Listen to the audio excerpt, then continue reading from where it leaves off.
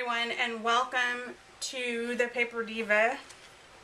I have a great little project today that I am doing with these wonderful flowers that you make with your scoreboard. I have the Martha Stewart scoreboard, but any of the other scoreboards that are out there I'm sure will work just fine.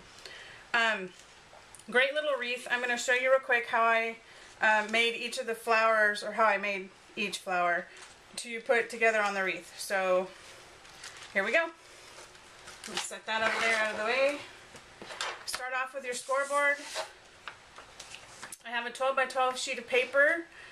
I use pattern side up. It doesn't really matter which way you go, but I start with the 1 inch mark and do a score all the way across the page, then 2, then 3, and on as I go down this page. Make sure you don't press too hard because I'm using pattern paper, so it's kind of light, so you don't want to push too hard or you'll go right through the paper and it'll cut it, and you don't want that. Okay, so I've got my first set of lines right here. I'm going to flip this over end to end, like that. And then I'm going to score at the 1/2 inch mark. So I'm going to start at 1/2 inch, and then 1.5, 2.5, all the way down.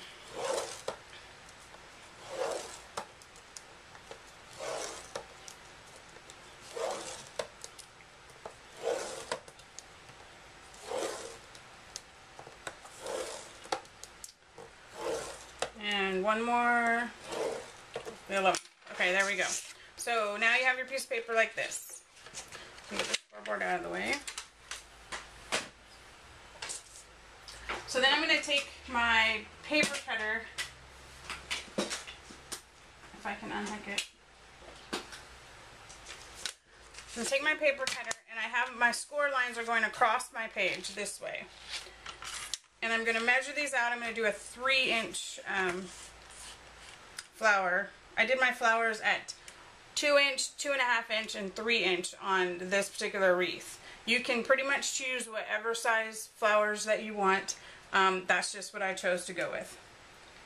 So I'm going to cut 2 strips of 12 by 3 inch like this to make my flower. And set everything else out of the way. So now I have these 2 strips. And what you're going to do is you're going to start out and you're going to accordion fold all your score lines. That's kind of the reason that you score one direction at the front and then the opposite direction at the back, so that you make your score lines accordion fold much easier.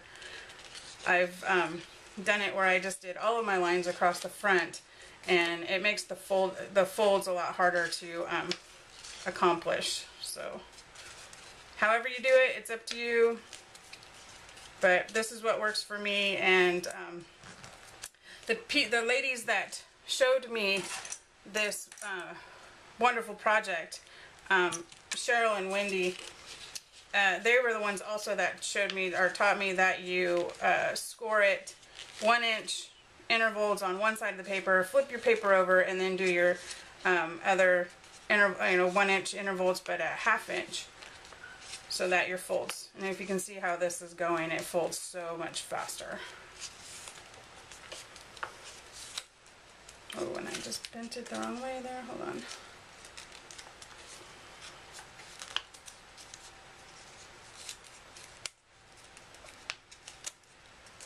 Okay, so I have my 2 strips, and I have them folded together. And I'm using these little clips to keep them together for me.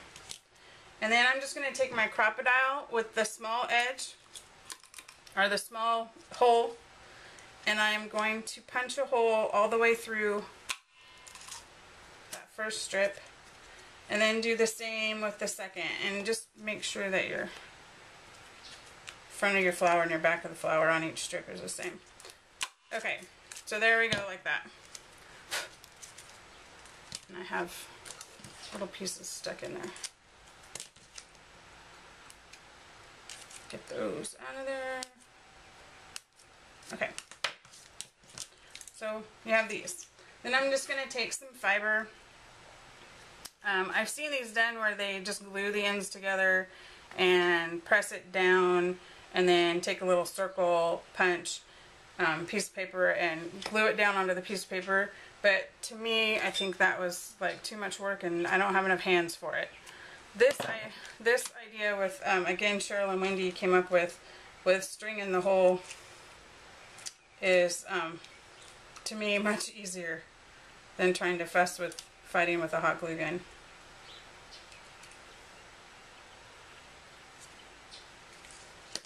Anyway, so I'm going to string those through like that. Of course, just because I'm trying to be in a hurry here, it won't do it just perfect.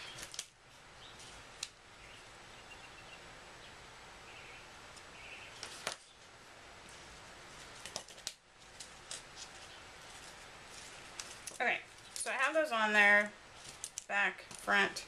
I'm just going to tie these together in a nice little secure knot, kind of snug.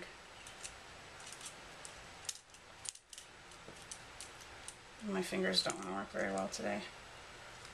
Okay, I get it all tied together like that. Now that part's secure. Then I unclip these clips,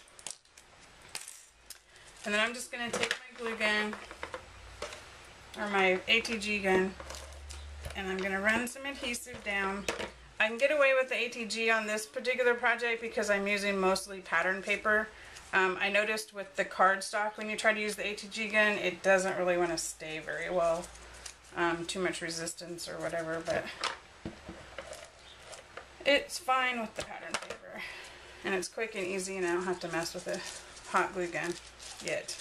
I will here in a little bit, but... So now I just kind of maneuver this around, spread this out a little bit, and bring my two ends together, and pinch them closed. Okay, there's my flower. All done up.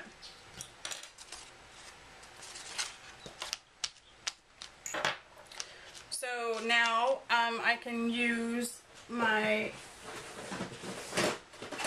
circle punches. What I used was scallop circle punch, the 3-inch one I believe, and then the 2-inch scallop circle punch. And I punched out my centers on here and then arranged them all up. So I'm going to show you real quick on my next little segment how to cut out, how I cut out the ring for the back right here. I cut that out with the Cricut and then use that as my base. And then I'm going to do a quick video on how you guys, how do I arrange all the little flowers on and put it together. Okay? Hold on.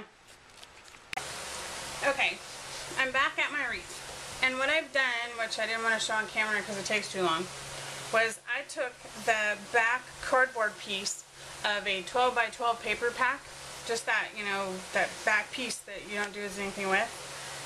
And I used my Cricut and I cut it out at, I cut a circle out of Plantin School Book.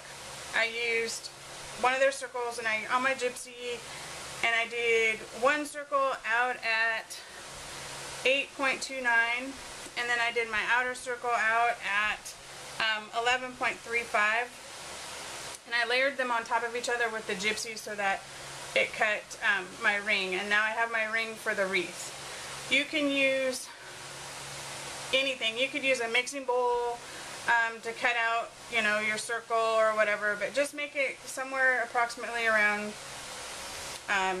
12 inches, like a 12 inch. 11 and a half worked for me. If I went bigger, then it went off my page on my Cricut, and so I didn't mess with it. Anyway, that's where I'm at. I have my glue gun hot and ready to go, and now I'm going to start just arranging these little flowers together and build my wreath.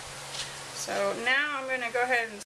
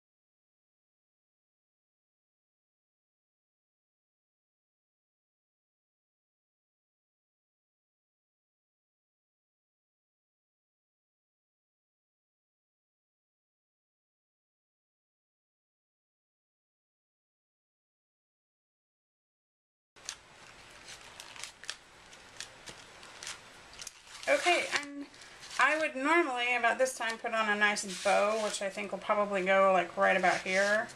I don't know, I'll have to play with it and decide which way I want it. Maybe that right there.